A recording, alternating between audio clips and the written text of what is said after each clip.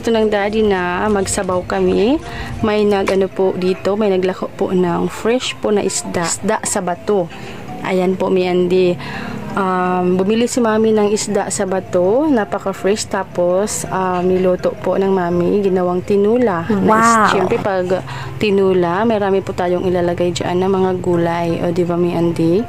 Napakasarap talaga ng tinulang isda, lalong-lalo na pag more on gulay tayo, at lagyan lang po natin ingredients na sibuyas, luya, tapos lagyan din mami ng kamatis, at syempre hindi mawawala din yung ating tanglad, napakabango niyan.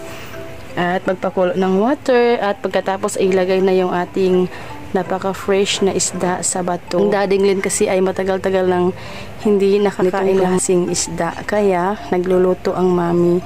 Kasi sa po ngayon ni daddy, more on gulay na siya. Pang pasarap. Siyempre lagyan din ng mi Andy, hindi mawawala yung ating patulad dyan. Kailangan natin ng sabaw, mi Andy. At yung ating malunggay. Napakasarap ng malunggay pag ihalo sa tinula, mi Andy. At diba? Ayan po, mi Andy, paluto na yung ating tinulang isda sa bato. Tapos niyan ay kainan na. Siyempre nagugutom ang mami at daddy. At si daddy naman ay gustong-gusto na ng humigop din kasi ay matagal-tagal nang hindi nakakain ng mga ganitong klaseng isda. Kaya nagluluto ang mami.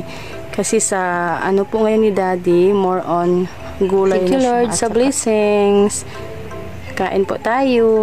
Hanggang dito na lang po, mi Andy, ang aking video. See you in my next vlog. Thank you for watching. Have a nice day and follow for more. Bye!